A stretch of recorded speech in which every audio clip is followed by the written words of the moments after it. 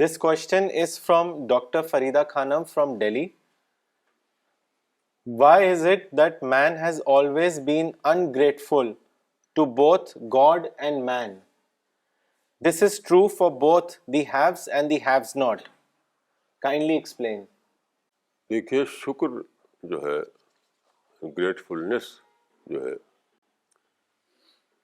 وہ سوچنے سے آتی ہے. سوچیں گے نہیں تو شکر بھی نہیں آئے گا. جیسے میں نے ابھی گلاس کو دیکھا تو میں سوچا کہ دیکھیے گلاس بول نہیں سکتا. اسپیچ جو ہے اسپیشلی خدا نے دی ہے انسان کو. یہ سوچا میں نے تو میرے دل میں کہا کہ کیا کتنا اللہ تعالیٰ کے بلیسنگ ہے کہ بولنا جو ہے نہ ماؤنٹین کو ملا نہ اوشن کو ملا نہ گلیکسی کو بول سکتی نہ سولر سسٹم بول سکتا نہ گلاس بول سکتا, اور انسان کو خدا نے بولنے کی طاقت دی. اس طرح سوچنے سے شکر آتا ہے, گریٹفلنس آتا ہے. نہیں سوچیں گے تو کچھ بھی نہیں. آج صبح ٹیلی فون پر ایک صاحب سے بات ہو رہی تھی تو انہوں نے کہا کہ پوری تاریخ میں انسان لڑتا پھرتا رہا, جنگ اور قتل کرتا رہا. تو میں نے کہا کہ دیکھیے یہ تھا آزادی کو مس یوز کرنا. اللہ تعالیٰ نے انسان کو آزادی دی. آزادی دے کے یہ صرف خدا کی چیز ہے, کسی کو آزادی نہیں ہے دنیا میں. اتنے اسٹارس ہیں, اتنے پلانٹس ہیں, اتنے سارے, کسی کو آزادی نہیں. اوشن کو, ماؤنٹین کو, یہاں تک اینیمل کی بھی آزادی نہیں ہے. وہ اپنے انسٹنکٹ پہ چلتے ہیں. وہ انسان کو آزادی دی گئی, آزادی. تو میں نے کہا کہ دیکھیے آزادی کو مس یوز نہ کرنا یہ اللہ کی صفت ہے. اللہ کے پاس ہر کسی کو پاور ہے, اس کی آزادی پہ کوئی کنٹرول نہیں کر سکتا ہے. لیکن اللہ اپنی آزادی کو مس یوز نہیں کرتا, اپنی طاقت کو مس یوز نہیں کرتا. یہ تھا انسان کا کمال کہ وہ کرے جو خدا کی صفت ہے, کہ آزادی پا کر کے مس یوز نہ کرے اس کو. تو پھر خدا کا پڑوس اس کے لیے مقدر تھا. خدا کا پڑوس ان دا ملک مقتدر, خدا کے قربت. لیکن انسان جو ہے ماں قدر اللہ حق قدر ہی, کہ خدا نے اتنی بڑی چیز دی اور قدر نہیں کر سکا اور وہ مس یوز کرنے لگا اس کو. تو یہ سوچنے سے ایسا آتا ہے. اگر سوچا نہیں تو یہ بھی نہیں سمجھ میں آئے گا. یہ سوچے تب سمجھ میں آئے گا کہ دیکھیے آزادی کتنی بڑی چیز ہے. وہ چیز جو اللہ کی اپنی صفت ہے اس کو دے دیا انسان کو, اور اس لیے دیا کہ وہ مس یوز نہ کرے. تو پھر وہ تخلق بے اخلاق اللہ کے برابر آ جائے گا, اللہ کے قریب اس کو رہنے کا موقع ملے گا. تو بہرحال گریٹفلنس جو ہے اس کا تعلق سوچ سے ہے. کوئی سوچتے ہی نہیں. میں تو کسی کو پایا نہیں کہ سوچتا ہو. میں اپنی زندگی تو کسی کو پایا نہیں کہ سوچتا ہو. ہر چیز پر سوچنا ہے, بال پر, ناخن پر, ہر چیز پر سوچنا ہے.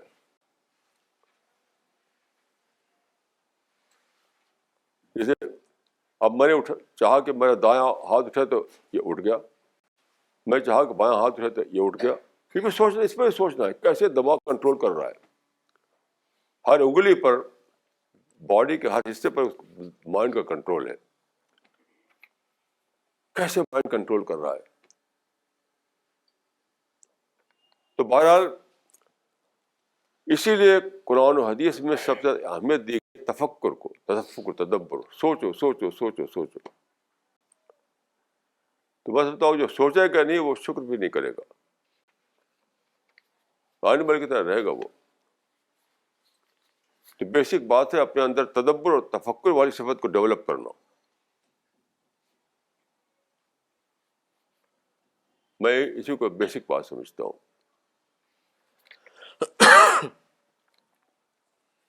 This question is from Miss Tuti from Delhi. Why are Muslims, particularly the young generations of today, obsessed with the idea of establishing political rule? And why is it that doing dawah no longer their priority?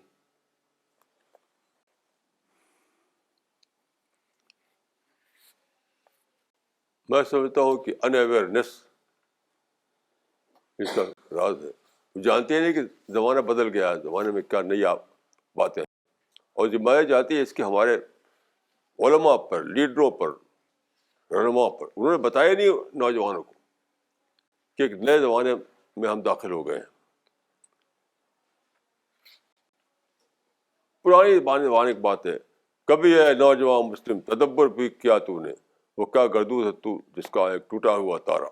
بس ماضی کے یعنی political جو بڑائی ہے اسی کو یاد دلاتے رہے. بس ماضی میں ایسے تھے, ماضی میں ایسے تھے. خود میری فیملی میں جو ہمارے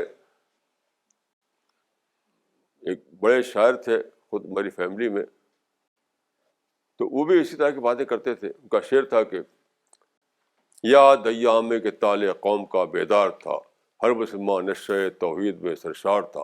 بس وہی یاد آئی ماضی کی یاد. آج جو اپرچونیٹیز کھلی ہیں, آج جو نئے حالات پیدا ہوئے ہیں جو ہمارے لیے فیوریبل ہیں, وہ کسی نے بتایا ہی نہیں, کسی نے بھی نہیں بتایا. اللہ تعالیٰ کی توفیق سے میں پہلا شخص پورے مسلم ورلڈ میں اس نے بتایا کہ نئے اپرچونیٹیز کو اویل کرو. پورے مسلم ورلڈ میں اللہ تعالیٰ کی توفیق سے میں اس کے لیے کھڑا ہوا کہ بتاؤں کہ نئے مواقع کھلے, ان کو اویل کرو. لیکن سب ماضی کی بات ہے, ماضی کی بات ہے, ماضی کی بات ہے. اسپین میں ہم نے یہ سلطنت قائم کی, بغداد میں یہ سلطنت قائم کی, اور مغل دور میں یہ ہمارا جلال تھا, وغیرہ وغیرہ. سب ایبسرڈ باتیں ہیں.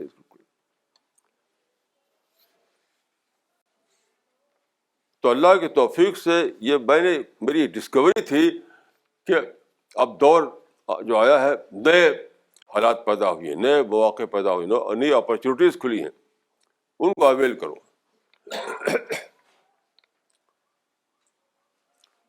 ایک نوجوان گئے امریکہ میں پڑھا انہوں نے, پھر انڈیا واپس آ گئے. تو مجھ سے ملے, ان کا کہ دیکھیے جو مجھ سے ملتا ہے کہتا ہے کہ ارے تو امریکہ سے انڈیا چلے آئے, امریکہ سے انڈیا چلا ہے, یہاں کیا ہے؟ میں نے کہا جھوٹ بولتے ہیں لوگ. اپرچونیٹیز کا ایکسپلوژن ہے, وہ ہر جگہ ہے. انڈیا میں بھی ہے, سری لنکا میں بھی ہے, اور امریکہ میں بھی ہے. اپرچونیٹیز کا ایکسپلوژن ہوا اس زمانے میں, تو یہاں بھی ہے. یہاں بھی آپ خوب ترقی کر سکتے ہیں. لوگوں کو خبر ہی نہیں کہ زمانے میں کیا چینج آیا ہے, زمانے میں کیا تبدیلی آئی ہے. اسی بے خبری کی وجہ سے یہ سب حرکتیں کرتے ہیں. تو ہمارا جو مشن ہے لوگوں کو اویئرنیس بڑھانا, اویئرنیس بڑھانا. جب اویئر ہو جائیں گے تو سب چھوڑ دیں گے. تو آپ یہی کوشش کیجیے کہ لوگوں کو اویئر کرائیں, لوگوں کو باخبر کرائیں, اور زمانے میں جو تبدیلی آئی ہیں اس کو جان لیں, تو اپنے آپ سب چیز ختم ہو جائے گی. اور یہ بھی نہیں جانتے لوگ کہ دعویٰ اپرچونیٹیز کو تو بالکل نہیں جانتے لوگ. دعویٰ اپرچونیٹیز کو کوئی جانتا ہی نہیں. جیسے عرض کیا میں نے کہ قرآن کی دھوم مچی ہوئی ہے 100 برس سے, لیکن کسی نے یہ نہیں بتایا کہ قرآن سب سے بڑا کام بتاتا ہے دعویٰ. کسی نے نہیں بتایا. مجھ کو اللہ تعالیٰ نے توفیق دی, میں اس کو ڈسکور کیا. میں نے قرآن جو ہے سب بڑا مشن دعویٰ بتاتا ہے, دعویٰ ورک, سب بڑا کام دعویٰ ورک. وہ لوگ قرآن پڑھ کر لوگ نکال رہے تھے لڑائی بڑائی, پولیٹیکل رول یہ نکال رہے تھے قرآن پڑھ کر. بہرحال آپ لوگوں کی ذمہ داری ہے کہ آپ لوگ اس بات کو سمجھتے ہیں کہ اس کو دنیا میں پھیلائیں, لوگوں کی ان اویئرنیس کو ختم کریں. This question is from Mr. Mustafa Umri from Delhi. مولانا صاحب کیا ایسا نہیں ہے کہ سر سید نے علی گڑھ مسلم یونیورسٹی بنا کر مین اورینٹڈ والا کام کیا ہے، کیونکہ وہاں سے صرف مسلمان ہی نہیں بلکہ سارے لوگ فائدہ اٹھا رہے ہیں، اور ایک ایجوکیشنل انسٹیٹیوٹ بنا کر اسلام کی سب سے اہم فریضہ انجام دیا ہے۔ میں یہاں تک سب سے اہم فریضہ یہی تھا۔ میں تو دیکھیے ایجوکیشن کو نہ مسلم سمجھتا نہ ہندو سمجھتا۔ میں ہندو یونیورسٹی کے نام کو غلط سمجھتا ہوں اور مسلم یونیورسٹی کے نام بھی غلط سمجھتا ہوں۔ اس کا نام ہونا چاہیے علی گڑھ یونیورسٹی، اس کا نام ہونا چاہیے بنارس یونیورسٹی۔ ایجوکیشن کوئی مذہب نہیں ہوتا، یاد رکھیے۔ یہ ایک غلط سوچ وہاں پر آئی کہ مسلم ایجوکیشن، مسلم یونیورسٹی، مسلم کالج، یہ کہتے ہیں کہ مسلمان سیل میں جینے لگے، سیل میں جینے لگے، گھیٹو بنا کرانے کا مزاج اندر آ گیا۔ میں مانتا ہوں education for sake of education کو، ایجوکیشن خوب پڑھو لیکن education for sake of education. Muslim education concept وہاں نہیں تھا اسپین میں اور بغداد میں، وہاں تو education for sake of education. حال ہی نے لکھا ہے کہ وہ حریم خلافت میں اونٹوں پر لد کر چلے آتے تھے مصر یونا کے دفتر۔ حریم خلافت میں اونٹوں پر لد کر چلے آتے تھے مصر یونا کے دفتر، یعنی مصر میں یونان میں سیکولر فلاسفرس نے، سیکولر مائنڈ نے جو کتابیں تیار کی تھی وہ یہاں لایا گیا، اس کو ترجمہ کیا گیا، دار ترجمہ وہاں قائم ہوا۔ سارے علم کو سیکھو، اطلب العلم ولو کان بالصین۔ یہ اسلامائز کرنا ایجوکیشن کو، مدرسہ چلائیے آپ، مدرسے بھی ٹھیک ہے، میں اس کو مانتا ہوں کہ مدرسے میں ہونی چاہیے دینی تعلیم، وہ ٹھیک ہے بالکل، لیکن یونیورسٹی اور کالج میں سیکولر ایجوکیشن ہونی چاہیے۔ نتیجہ کیا ہے کہ آج مسلم یونیورسٹی کا معیار دنیا میں بہت گھٹا ہوا ہے۔ حتیٰ عرب کنٹریز میں لوگوں نے مجھے بتایا کہ وہاں جاتے ہیں نا، وہ کی ڈگری لے کر کے تو پھر سے ان کا امتحان ہوتا ہے، جبکہ دلی یونیورسٹی کو نہیں ہوتا ہے دوبارہ امتحان۔ تو میں سمجھتا ہوں کہ یہ کوئی اچھا کام نہیں ہوا کہ انہوں نے ہندو یونیورسٹی بنائی، انہوں نے مسلم یونیورسٹی بنائی۔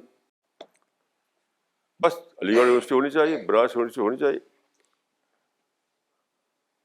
علم کو علم کے لیے سیکھنا چاہیے، علم کو علم کے لیے سیکھ، تبھی بڑے ذہن پیدا ہوں گے آپ کے یہاں۔ یہ بات جو میں کہہ رہا ہوں یہ ابن خلدون نے بھی لکھا ہے ایسی بات، اور بہت دنوں کے تجربے کے بعد میں نے یہ سمجھا ہے کہ ہندو یونیورسٹی بھی غلط تھا نام رکھنا، مسلم یونیورسٹی بھی نام تھا غلط رکھنا۔ اس کا نام ہونا چاہیے بنارس یونیورسٹی، اس کا نام ہونا چاہیے علی گڑھ یونیورسٹی، بس۔ جیسے لکھنؤ یونیورسٹی ہے، دلی یونیورسٹی ہے، کوئی اس کو بھی ہونا چاہیے تھا۔ مذہبی تعلیم کو الگ سے دیجیے آپ، اس کو ایک ٹائٹل نہ بنائیے۔ نہیں تو ایک دعوی ورک، یعنی آپ بتائیے کہ کون دائی اٹھا مسلم یونیورسٹی سے؟ کوئی دائی نہیں اٹھا، ایک بھی نہیں اٹھا، کیونکہ مسلم اورینٹڈ تھنکنگ کی جو ہے وہ کلر ہے دعوت تھنکنگ کی۔ مسلم اورینٹڈ تھنکنگ جو ہے کلر ہے دعوت تھنکنگ کی۔ جب آپ نے اس کو مسلم بنا دیا تو پھر دعوی ورک ہوگا نہیں۔ کوئی دعوی ورک جو ہے انسان اورینٹڈ تھنکنگ سے آتا ہے، دعوی ورک جو آتا ہے وہ انسان اورینٹڈ تھنکنگ سے۔ سارے عالم کو آپ ایک سمجھیں، سارے عالم کا درد آپ کے دل میں ہو، سارے عالم کو اللہ کا پیغام پہنچانے کا جذبہ آپ کے اندر ہو۔ وہ تو پہلے دن ختم ہو گیا، بس مسلمانوں کے لیے کرنا ہے، مسلمانوں کے لیے کرنا ہے، مسلمانوں کے لیے کرنا ہے۔ میں اس کو کوئی ہیلدی سوچ نہیں سمجھتا، یہ بہت ہی یعنی وہ ہے گھیٹوائزڈ مینٹلٹی ہے میرے نزدیک۔ This question is from Mr. Nafees Shiraz from Delhi. میں چاہتا ہوں کہ میرا شمار خدا کے سب سے اچھے بندوں میں کیا جائے، اس کے لیے مجھے کن کن باتوں پر عمل کرنا ہوگا؟ قرآن مجید پڑھیے، 100 بار پڑھیے قرآن مجید، تو آپ کو خود ہی معلوم ہو جائے گا. کوئی دوسرا آدمی اگر بتائے تو اس کی اپنی بات ہو سکتی ہے, لیکن قرآن کی بات تو خدا کی بات ہے. اسی نیت سے پڑھ لے. بہت سے لوگوں نے قرآن پڑھا لیکن وہ نیت ان کی دوسری تھی, اس لیے قرآن میں انہوں نے غیر قرآن ملا. قرآن پڑھ کر بھی نہیں پایا قرآن کو انہوں نے. آپ کو اگر یہ جذبہ ہے تو آپ اسی نیت سے نماز پڑھیے, نماز پڑھ کے دعا کیجیے کہ خدا مجھے, میں قرآن کو پڑھوں گا, اس میں مجھے بتا دے کہ میں کیسے تیرا مقرب بندہ بنوں. اسی نیت سے بالکل, تو آپ کو جواب مل جائے گا, بہت آسانی سے مل جائے گا جواب. کسی سے پوچھنے کی ضرورت نہیں ہوگی آپ کو. This question is from Miss Nagma Siddiqui from Delhi. Maulana, what is the Islamic concept of nationhood? Please explain. دیکھیے یہ بہت بڑی فلسفی ہے. ایک ہی آدمی تھے مولانا حسین احمد مدنی. انہوں نے کہا کہ قومیں موجودہ زمانے میں قومیں اوطان سے بنتی ہیں. اس کو بھی علماء نے تسلیم نہیں کیا. انہوں نے کہا کہ یہ تو حضرت نے جو فرمایا تھا وہ خبر تھی, وہ انشاء نہیں تھی. میں اس کو بالکل غلط سمجھتا ہوں. اس کو وہ خبر نہیں تھی, وہ انشاء ہی تھی. وہ ایک ہی عالم مجھے معلوم ہے, مولانا حسین احمد مدنی, جنہوں نے یہ بات کہی تھی کہ موجودہ زمانے میں قومیں اوطان سے بنتی ہیں, یعنی ہوم لینڈ, یعنی لینڈ بیسڈ انٹرنیشنلٹی کا کانسیپٹ ہے اس زمانے میں. لینڈ بیسڈ, یہ بالکل صحیح کہا تھا انہوں نے. آج تک علماء نے اس کو نہیں مانا. باقاعدہ ایک مضمون چھپا تھا, میں نے پڑھا تھا اس کو. ان کا حضرت جو فرمایا تھا وہ تو خبر تھی, وہ انشاء نہیں تھی. مطلب یہ دنیا میں ہوتا ہے, ہمیں نہیں ایسا کرنا ہے. میں اس کو بالکل غلط سمجھتا ہوں. ہمارا بھی یہ نظریہ ہے اسلام کے مطابق کہ جہاں ہم رہتے ہیں وہی ہمارا وطن ہے. ایک بہت ہی غلط بات کہی تھی اقبال نے, وہ لوگ مسلمان اسی کو دہراتے رہتے ہیں آج تک. وہ کیا ہے, وہ ان تازہ خداؤں میں بڑا سب سے وطن ہے, جو پیرہن اس کا ہے وہ مذہب کفن ہے. بالکل بیس لیس شعر ہے, بالکل لاغو شعر ہے, لاغو. وطن سے محبت کرنا یہ خدائی کی بات نہیں ہے. یعنی وطن بیسڈ نیشنلٹی, اس کا مطلب نہیں خدا بنا لیا ہم نے وطن کو. لینڈ بیسڈ نیشنلٹی جو ہے وہ بالکل صحیح ہے, وہی اسلامی ہے, وہی اسلامی ہے. ہماری وفاداریاں اپنے وطن سے ہونا چاہیے. ایک حدیث ہے تو علماء کہتے ہیں کہ یہ تو حدیث نہیں ہے, یہ تو صحیح نہیں ہے کہ حب الوطن من الایمان. ایک حدیث بتائی جاتی ہے کہ حب الوطن من الایمان, تو علماء اس حدیث کو نہیں مانتے. میں کہتا ہوں کہ اگر یہ حدیث رسول نہ ہو تب بھی حدیث فطرت ہے. یہ جس وطن میں آپ, جس ملک میں آپ پیدا ہوئے, اس سے آپ محبت نہیں کریں گے آپ اس کو, تو آپ انیمل ہیں, بالکل انیمل ہیں. جس وطن میں آپ, جس ملک میں آپ پیدا ہوئے, جہاں آپ نے کھایا پیا, جہاں آپ پلے بڑھے, جہاں کی ہوا میں سانس لیا, تو کیا آپ اس کو محبت نہیں کریں گے, اس سے آپ اس کو وفاداری نہیں کریں گے آپ؟ پھر تو آپ انیمل ہیں. تو حب الوطن من الایمان اگر حدیث رسول نہ ہو تب بھی وہ حدیث فطرت ہے. وہ یہی اسلام ہے. رسول اللہ صلی اللہ علیہ وسلم جب مکہ سے جانا پڑا تھا آپ کو مدینہ, جو ہجرت ہوئی تھی, تو کہا جاتا ہے کہ آپ نے فرمایا تھا کہ اے مکہ, مجھ کو تو دنیا بھر سے زیادہ عزیز ہے, لیکن تیرے لوگ مجھے رہنے نہیں دیتے. تو لوگ سمجھتے ہیں کہ مکہ کی فضیلت کے طور پر یہ ہے. نہیں, ایسا نہیں ہے. یہ وطنی تعلق کی بنا پر ہے. یہ مکہ کی فضیلت کے طور پر نہیں ہے. ہمیں بھی وہی جذبہ ہونا چاہیے اپنے ملک سے, جو جذبہ رسول اللہ کو اپنے وطن سے تھا. اگر فضیلت مکہ ہوتی تو فتح مکہ کے بعد آپ مکہ میں رہ جاتے, کہ مدینہ کیوں واپس چلے گئے آپ؟ مدینہ کیوں واپس چلے گئے آپ؟ تو یہ جو آپ نے فرمایا تھا کہ اے مکہ تو مجھ کو دنیا بھر سے زیادہ عزیز ہے, یہ کوئی اعتقادی بات نہیں تھی. جہاں آپ رہیں گے وہاں سے محبت ہونی چاہیے. بس اعتقادی بات ہوتی ہے تو فتح مکہ کے بعد اب پھر مدینہ چلے آتے. اس لیے میں سمجھتا ہوں کہ لینڈ بیسڈ نیشنلٹی جو ہے یہ جو کانسیپٹ ہے اسلامی کانسیپٹ یہی ہے, اور بالکل لاگو ہے وہ شعر ان کا کہ ان تازہ خداؤں میں بڑا سب سے وطن ہے. بالکل غلط ہے یہ بات. وطن جو ہے ہمارا معبود نہیں ہے, لیکن اس سے محبت بالکل فطری چیز ہے, فطری چیز ہے وہ. یہ جو اسلامک نیشنل جو انٹرنیشنل نیشنلزم ہے یہ اسلام میں اس کا کوئی قرآن حدیث سے اس کا کوئی تعلق نہیں ہے. امہ جو کانسیپٹ ہے کہ سارے مسلمان دنیا کے ان کے ایک نیشن ہے, یہ بالکل بیس لیس ہے, اس کا قرآن حدیث سے کوئی تعلق نہیں ہے. جہاں ہمیں جس ملک میں ہے اس ملک سے ہمیں محبت کرنا ہے, ہمیں اس ملک کے وفادار بننا ہے, اس ملک کی برائی پر خوش ہونا ہے, اس ملک کی برائی پر ہمیں تکلیف ہونا چاہیے. وہ اٹیچمنٹ جو آپ کو ہوتا ہے اپنی اولاد سے, وہی اٹیچمنٹ ہونا چاہیے آپ کو وطن سے. ہر آدمی کو اٹیچمنٹ ہوتا ہے اپنی فیملی سے, ہر آدمی کو اپنی فیملی سے پہ بہت محبت ہوتی ہے, وہی محبت آپ کو وطن سے ہونا چاہیے. یہی اسلام ہے میرے نزدیک, یہی اسلام ہے. اور میں امہ کانسیپٹ کو بالکل ایک بدعت سمجھتا ہوں, بدعت. This question is from Mr. Nafis Shiraz from Delhi. خدا نے جتنے بھی پیغمبر بھیجے سب نے لوگوں کو حق و توحید کی شکشا دی, لیکن پیغمبر اسلام کو تمام انبیاء پر فوقیت حاصل ہے, اس کا کیا کارن ہے؟ یہ غلط عقیدہ ہی غلط ہے. فوقیت کہاں حاصل ہے؟ یہ غلط ہے بالکل. سارے انبیاء برابر ہیں. یہ نظریہ بالکل ہی بدعت ہے, بدعت. حدیث میں آتا ہے کہ لا تفضلوا بین الانبیاء. یہ کہاں سے نکال لیا آپ لوگوں نے, مسلمانوں نے؟ نہ قرآن میں ہے نہ حدیث میں. وہ جو آیت ہے تلک الرسل فضلنا بعضهم علی بعض, اس سے لوگ نکالتے ہیں. ابن کثیر نے اس پر بحث کی ہے, انہوں نے لکھا ہے کہ اس سے نہیں نکلتا یہ نظریہ, فوقیت کا نظریہ. لا نفرق بین احد من الرسل, قرآن میں ہے, ہم نبیوں کے درمیان فرق نہیں کرتے. یہ فرق کرنے کا نظریہ ہے کہ یہ فوق ہے وہ غیر فوق ہے, یہ تو بدعتی نظریہ ہے. یہ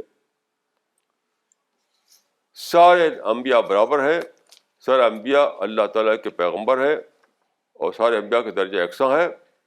یہی قرآن میں ہے, یہ حدیث میں ہے. اور یہ جو نکال رکھا ہے لوگوں نے, یہ تو خود ساختہ طور پر نکال رکھا ہے کہ ان کو فوقیت حاصل ہے. کہاں ہے بتائیے, کون سی حدیث میں نکلتا ہے, کس قرآن سے نکلتا ہے؟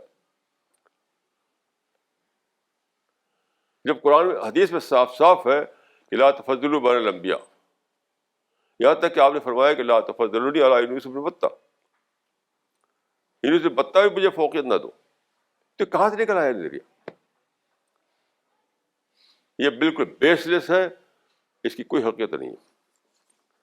آپ کو سارے نبیوں سے محبت ہونا چاہیے, سارے نبیوں سے آپ کو گہرا تعلق ہونا چاہیے, سارے نبیوں کو آپ کو یکساں درجے میں اللہ تعالیٰ کا پیغمبر ماننا چاہیے.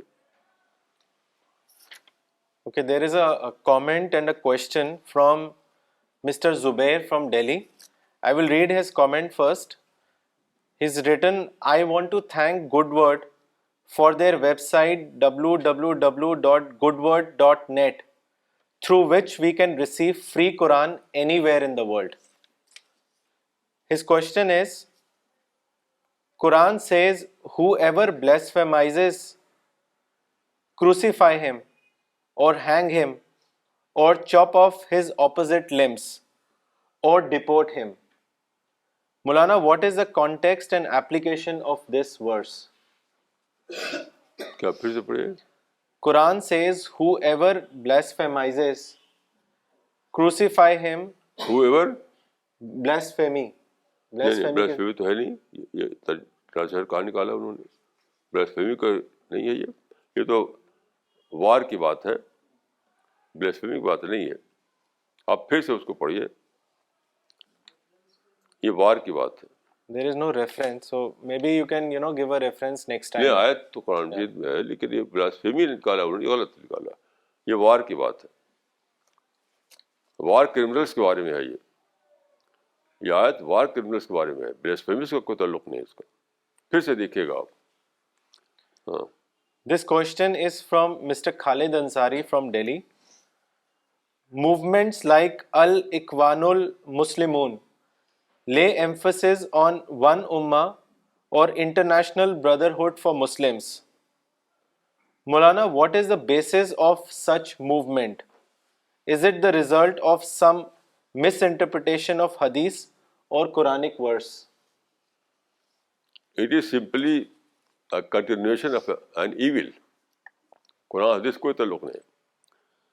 اس کے جو پہلے جو تھے وہ تھے سید جلال الدین افغانی, اس کے بعد اقبال, ابوالکلام آزاد اور سب لوگوں نے یہی باتیں کہیں. تو یہ تھا ان لوگوں کا نظریہ کہ وہ سمجھتے تھے کہ ویسٹرن پاورز جو ہیں وہ ہمیں اٹیک کر رہی ہے, ہمیں مٹانا چاہتی ہیں, تو شاید دنیا کے مسلمان مل کر کے ان کا ڈیفینس کریں.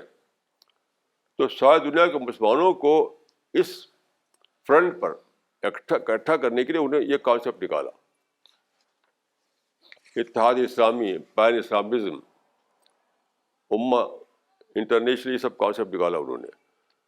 تو وہ چلا بھی نہیں, وہ ختم بھی ہو گیا, کیونکہ ساری دنیا میں امپائر مسلمانوں کی ٹوٹ گئی. اب چھوٹے چھوٹے اسٹیٹ ہیں مسلمانوں کے 57.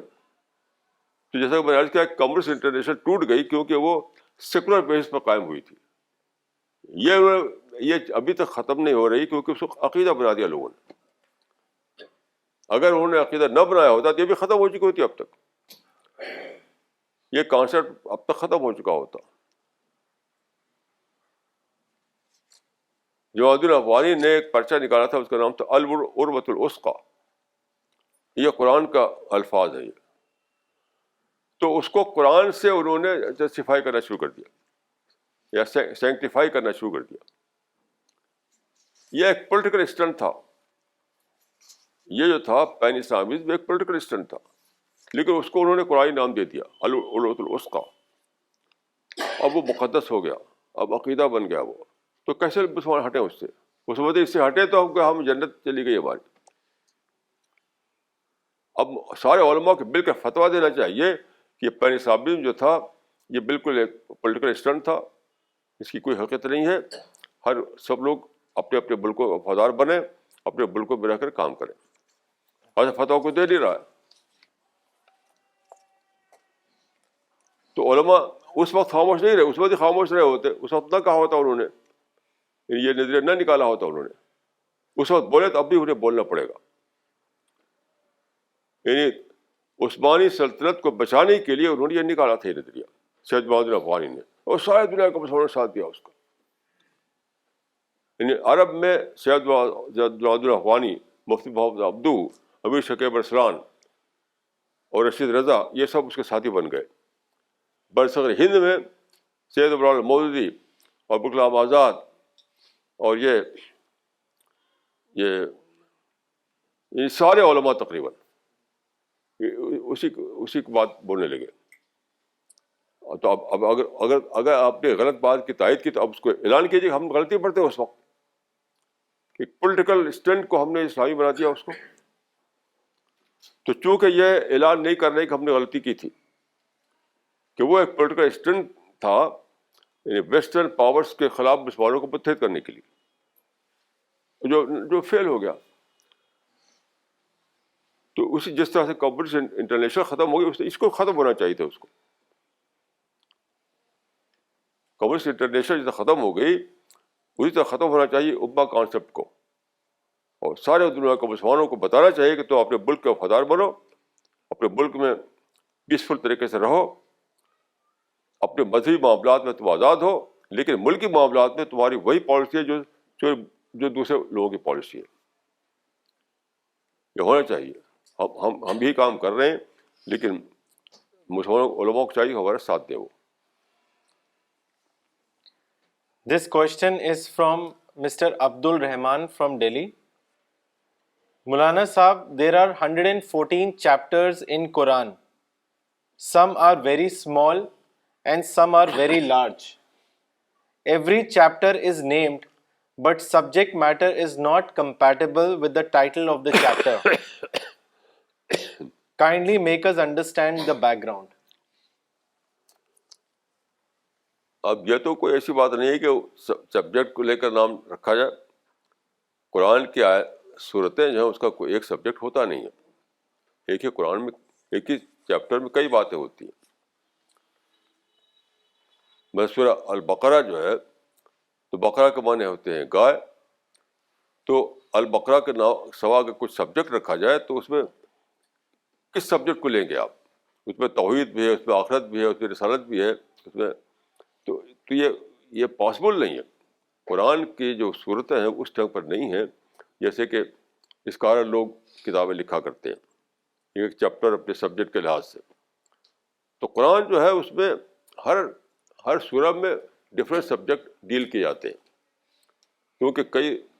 کیونکہ وہ قرآن اکٹھے اترا نہیں تھا. آپ جانتے ہیں وہ تو 23 سال میں اترا تھا, نجمن کا آتا ہے, تو پھر وہ کمپائل کیا گیا. تو میں سمجھتا ہوں کہ سب سے اچھا طریقہ یہی ہے کہ اس کا نام سورہ کے کوئی لفظ کو لے کر رکھا جائے. جو جتنے بھی نام ہیں وہ سب سورہ کسی لفظ, الحجرات ہے تو حجرات کا لفظ میں آیا تو اس کا نام رکھ دیا گیا. تو سورہ کے کسی ایک لفظ کو لے کر نام رکھنا قرآن کے لیے یہ بہتر ہے. سبجیکٹ وائز نام نہیں رکھ سکتے آپ, رکھیں گے تو پھر اس میں پرابلم پیدا ہو جائے گا. Maulana, he has another question. Turki Khilafat is always very much in Muslim write-ups, but I do not know much about this empire and its activities. I request you to kindly tell us in brief. دیکھیے یہ تاتاری جو قبائل تھے جنہوں نے خلافت عباسی کو ختم کیا تھا, تو وہ نان مسلم تھے. وہ کوئی مذہب نہیں تھا ان کا, وہ تو پہاڑوں میں رہتے تھے. بعد کو ان کی میجارٹی جو ہے وہ اسلام میں داخل ہو گئی. تو پھر ان کے دو ٹکڑے بنے. ایک حصہ جو ہے وہی انڈیا میں جو آپ مغل رول کرتے ہیں وہ بھی اسی کا حصہ ہے, وہ تاتاری فیملی کے لوگ تھے یہ. اور وہاں جو گئے ترکی میں وہ بھی اسی فیملی کے کچھ لوگ تھے. تو اس کی دو شاخیں, ایک شاخ وہاں جا کر کے انہوں نے رول قائم کیا, دوسری شاخ نے یہاں رول قائم کیا. یہ زمانہ وہ تھا جب کہ کنگشپ کا زمانہ تھا. لوگ یعنی کنگ کو مان لیا کرتے تھے, جس کے سر پر تاج اسی کی حکومت. تو وہاں پر جب انہوں نے قائم کر لیا تو لوگوں نے ایکسیپٹ کر لیا اس کو, یہاں بھی ایکسیپٹ کر لیا. اس وقت تک یہ چلا جب تک کہ ڈیموکریسی دنیا میں نہیں آئی. جب ڈیموکریسی آ گئی تو وہ بھی ختم, یہ بھی ختم. تو ڈیموکریسی اس سے بیٹر ہے میرے نزدیک, کیونکہ ڈیموکریسی جو ہے وہ پاور شیئرنگ کا کانسیپٹ پیش کرتی ہے. پاور شیئرنگ یعنی ہم بھی اس میں حصے دار ہیں. میں اس ملک کا پرائم منسٹر نہیں ہوں, لیکن مجھے حصہ ہے اس میں حاصل, پرائم منسٹرشپ میں میں بھی حصے دار ہوں. یہ نیا کانسیپٹ ہے جو ڈیموکریسی میں آیا ہے. کنگ کے زمانے میں آپ کو شیئر کوئی نہیں ہوتا تھا. اس زمانے میں کوئی شیئر, آپ سبجیکٹ ہوتے تھے, وہ رولر ہوتے تھے. آج ہم حصے دار ہیں. پرائم منسٹری کسی کی مناپلی نہیں ہے, ہم بھی اس میں, ہمارا بھی اس میں شیئر ہے. تو democracy is better than the kingship. لیکن لوگ خواہ اسی میں روتے ہیں ابھی تک, اور اس سے اچھا مل گیا ان کو اس کی ویلیو نہیں معلوم. This question is from Maulana Zakwan Nadwi from Delhi. Maulana, in Musnad Ahmad, Volume 2, it is mentioned that Prophet of Islam once said that the believer will continue to be tested by afflictions until he ends up pure from sin. And the parable of the hypocrite is that of an animal. It does not know why its owner has tied it or released it. Maulana, kindly explain this hadith. دیکھیے یعنی کسان کی جو life ہوتی ہے اس کی تمثیل کو لے کر کے رسول اللہ نے بات سمجھائی. اگر آپ جانتے ہو گاؤں میں جس طرح سے کسان ہوتے ہیں, ان کے بیل ہوتے ہیں, تو وہاں کیا ہوتا ہے کہ بیلوں کو رسی میں باندھا جاتا ہے. تو کبھی باندھ دیا پیڑ کے نیچے, کبھی باندھ دیا کھلی جگہ پر. تو کسان سمجھتا ہے کہ اس وقت کو دھوپ چاہیے تو باندھ دیا وہاں, اس وقت سایہ چاہیے تو پیڑ کے نیچے باندھ دیا. اس کو لے کر رسول نے فرمایا کہ انیمل کو کچھ پتہ نہیں کہ کسان نے یہاں کیوں باندھا, کسان نے وہاں کیوں باندھا. تو منافق اس طرح بے خبر رہتا ہے.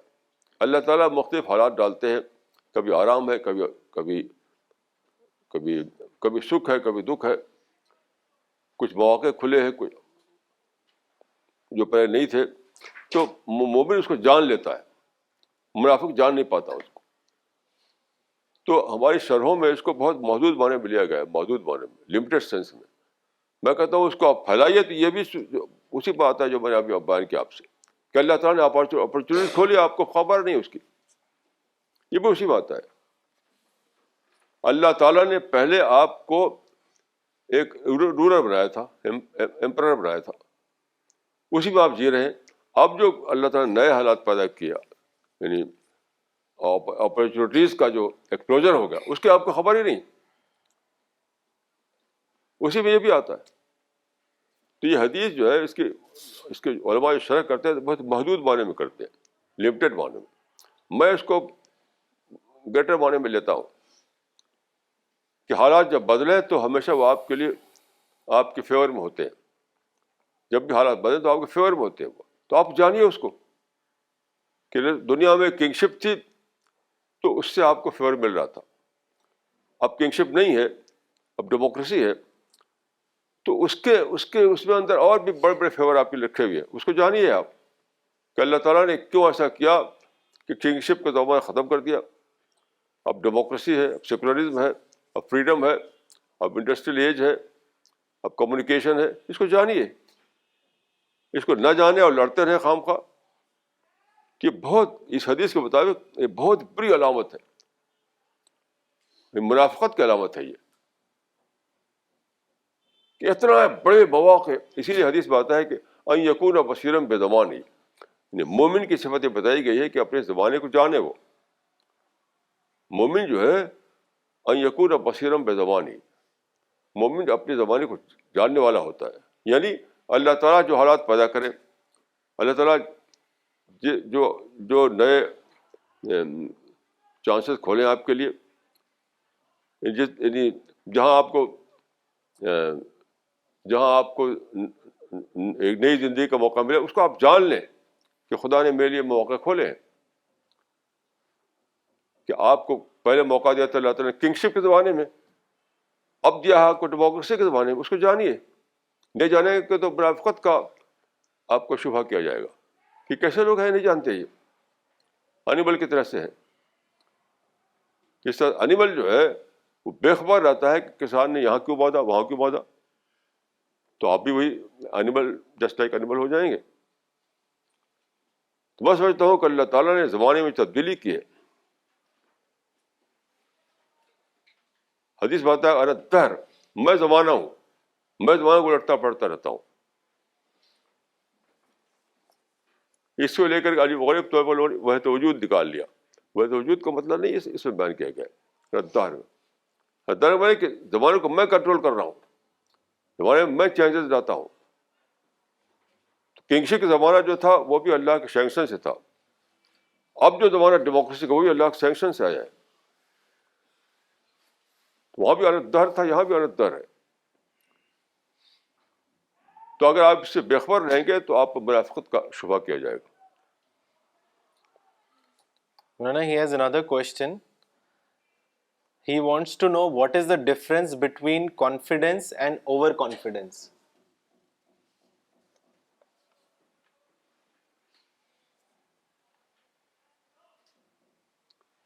ایک نوجوان مجھ سے آٹوگراف لینے کے لیے اپنے وہ دیا انہوں نے ڈائری.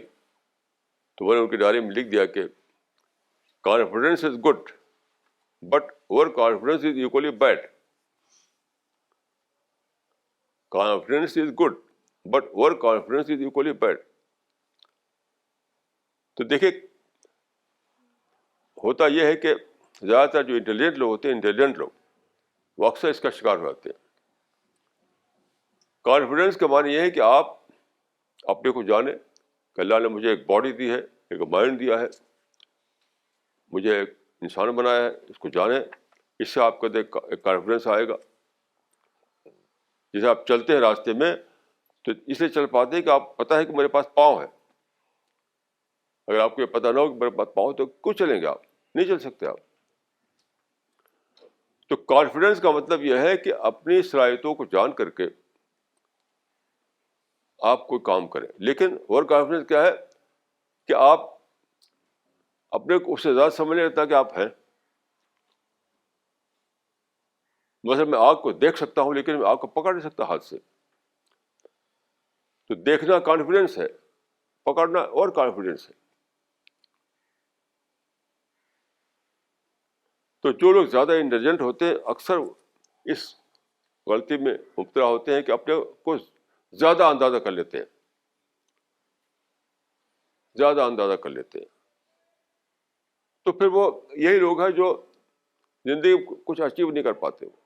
میں نے بہت سے لوگوں کو دیکھا ہے کہ بہت ہی ذہین تھے لیکن کچھ بھی اچیو نہیں کر سکے، کہ بڑی بڑی باتیں کرتے تھے، وہ بڑے بڑے چھلانگ لگاتے تھے وہ.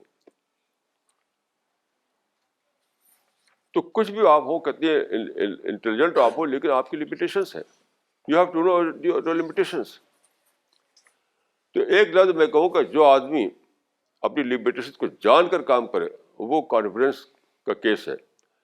جو آدمی اپنے لمیٹیشنس کو نہ جانے وہ اوور کانفیڈنس کا کیس ہے.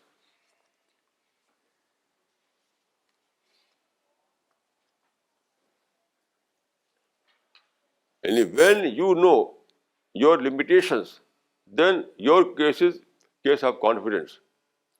But when you don't know your limitations, then your case becomes overconfidence, case of overconfidence. Basic بات ہے کہ اپنی محدودیت کو جاننا، اپنی لمیٹیشنز کو جاننا، یہی ہے ڈیمارکیشن، یہی دونوں کے درمیان. This question is from Dr. Farida Khanam from Delhi. Why is it that we are always obsessed with human glory rather than God's glory? Sometimes we glorify some kings or so-called leader or saints, etc. How can we bring man to understand and realize the glory of God?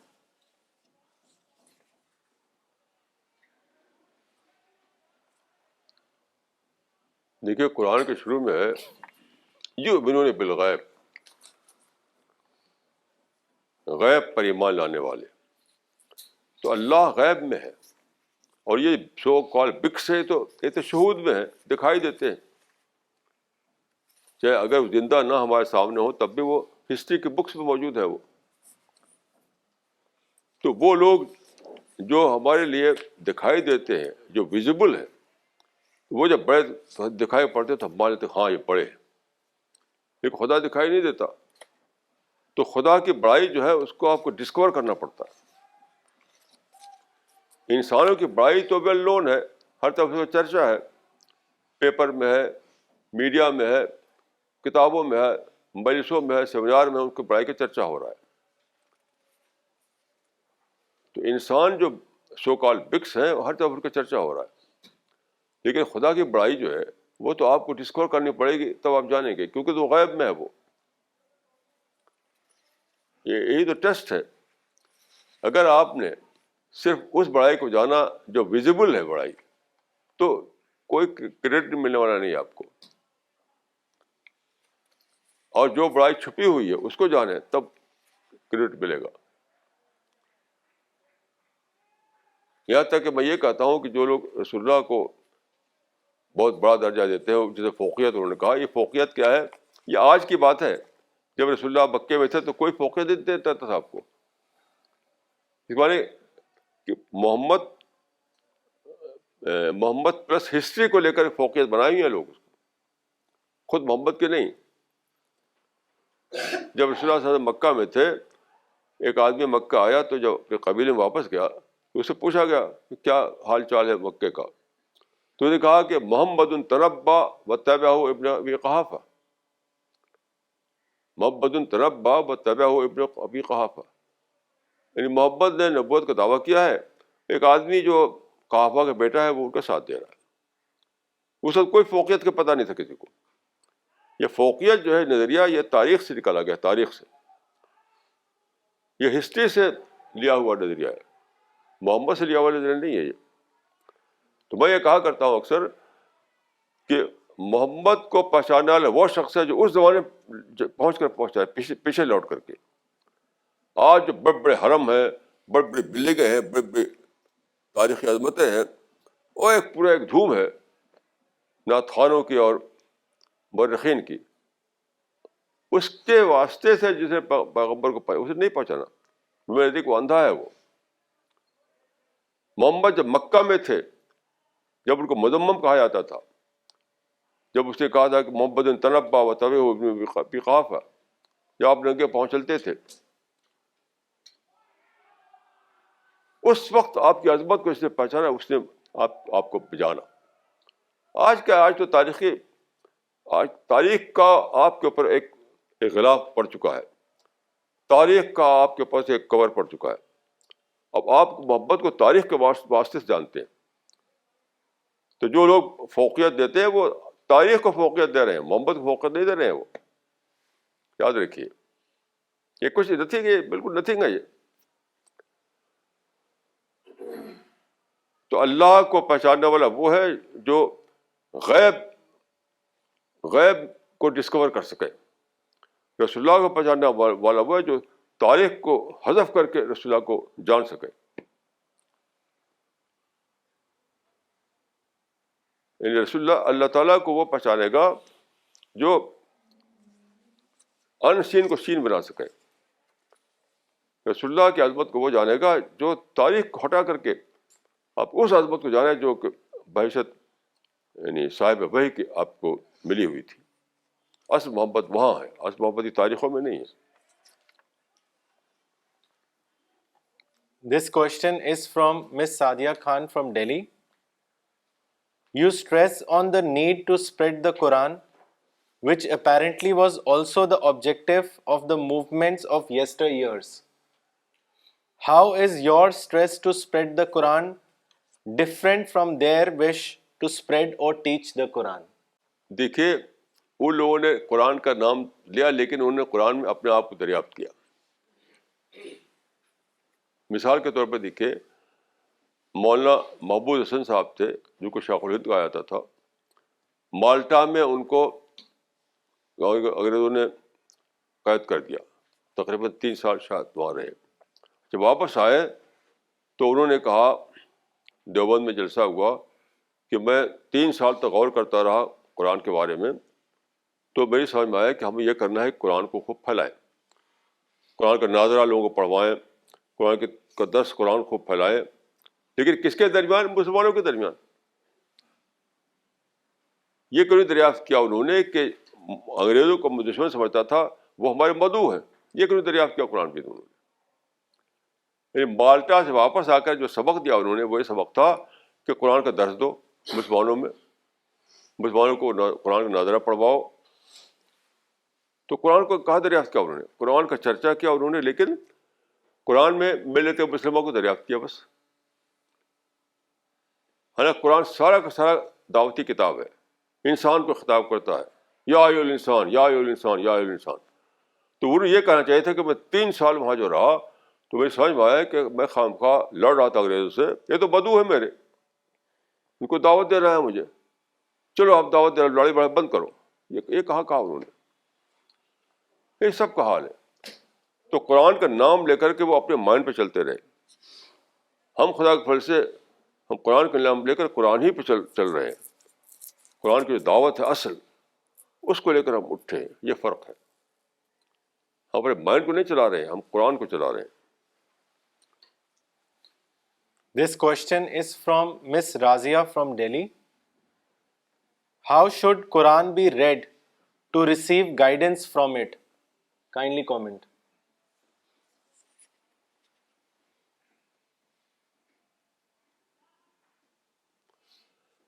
سب سے پہلی جو condition ہے وہ ہے objectivity. Objectivity یعنی مسلم voted thinking لوگوں بھری ہوئی ہے. وہ دشمن ہے یہ بھرا ہوا ہے, دنیا کانسپریسی کر رہی ہے وہ بھرا ہوا ہے. اسی کو لے کر قرآن پڑھیں گے تو کچھ بھی سمجھ میں نہیں آئے گا. تو سب سے پہلے ضرورت ہے آبجیکٹیوٹی, اپنے مائنڈ کو فری کرنا ہر قسم کے نگیٹو تھاٹ سے. تو ان لوگوں نے چونکہ فری کیا نہیں. دیوبند کے جو علماء ہیں ان کی کتابیں آپ پڑھیں, بڑے بڑے علماء کے بارے لکھا رہتا ہے حضرت کو انگریزوں سے بڑی نفرت تھی, باقاعدہ لکھا ہوا چھپا ہوا. بڑے بڑے جو علماء ہیں دیوبند کے ان کے اس میں حضرت کو انگریزوں سے بڑی نفرت تھی. تو کیوں حضرت کو نفرت کیوں تھی بھائی, محبت کیوں نہیں تھی؟ حضرت کو انگریزوں سے محبت کیوں نہیں تھی؟ وہ بھی تو انسان ہے. تو قرآن پڑھتے ہیں لوگ اپنے مائنڈ کو ٹھیک کیے بغیر. پہلے اپنے مائنڈ کو برین واش کرو, اپنے مائنڈ میں آبجیکٹیوٹی لاؤ, اپنے مائنڈ کو کی ڈی کنڈیشننگ کرو, تب قرآن پڑھ کر سمجھ میں آئے گا, ورنہ سمجھ میں نہیں آئے گا. بڑے بڑے علماء بتائیے کہ کہہ رہے ہیں کہ حضرت کو انگریزوں سے بڑی نفرت تھی. بھائی نفرت کیوں تھی تم کو, محبت کیوں نہیں تھی تم کو انگریزوں سے؟ کیونکہ وہ اللہ کے پیدا کیے ہوئے ہیں. جیسے مجھے پیدا کیا اللہ نے, ان کو پیدا کیا. رسول اللہ نے ایک یہودی کے بارے میں کہا تھا کہ الیس نفسن, کیا وہ انسان نہیں؟ تو انہوں نے کیوں نہیں کہا کہ انگریز انسان نہیں, میں اسے نفرت کیوں کروں؟ تو پہلی شرط ہے اپنی ڈی کنڈیشننگ. پہلی شرط ہے اپنے کو آبجیکٹو بنانا. پہلی شرط ہے اپنے کو باعث سے باہر لے آنا, تب قرآن سمجھ میں آئے گا. ورنہ قرآن پڑھیں گے, جیسے میں نے عرض کیا کہ اس نے کہا کہ میں تو قرآن پڑھتا ہوں تو لگتا ہے میں گیتا پڑھ رہا ہوں. تو آپ قرآن پڑھیں گے اور پڑھیں گے اپنے مائنڈ کو. تو حضرت عائشہ نے کہا تھا شاید رسول کے بارے میں کہ اولئک کا قرؤ ہم لم یقرؤ, یعنی انہوں نے قرآن پڑھا مگر انہوں نے قرآن نہیں پڑھا. اولئک کا قرؤ ہم لم یقرؤ, انہوں نے قرآن کو پڑھا مگر انہوں نے قرآن کو نہیں پڑھا. تو سب سے پہلے اپنے آپ کو آبجیکٹو بنانا ہے. From here is the beginning. She has another question. People blame Satan for misguiding them and acquit themselves of the guilt. This is when the choice to undertake an evil course is made by man himself. How far then is cursing Satan justified? کیا پھر سے پڑھیے. People blame Satan for misguiding them and acquit themselves of the guilt. This is when the choice to undertake an evil course is made by man himself. How far then is cursing Satan justified? دیکھیے آدمی خود ہی ذمہ دار ہے.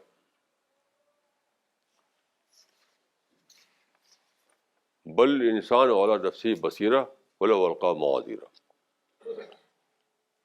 کیونکہ دیکھیے اللہ تعالیٰ نے انسان کے اندر عقل دی, سمجھ دی, اور شیطان بھی آپ کو باقاعدہ اور فرشتے بھی آپ کو صحیح راستے بتاتے ہیں. دونوں آپشن آپ کے لیے. تو شیطان کا یعنی آپ کا اپنا آپشن ہے کہ آپ نے شیطان کی بات کو سن لیا اور اینجل کی بات نہیں سنا. تو آپ کے اپنے آپشن کی بات ہے, کیونکہ ہر وقت اینجل بھی آپ کے ساتھ ہے اور شیطان بھی آپ کے ساتھ ہے. تو آپ نے شیطان کی بات کیوں سن لیا اور اینجل کی بات کیوں نہیں سنا, اس کے لیے آپ خدا کے ہاں پکڑے جائیں گے. دوسرے کو آپ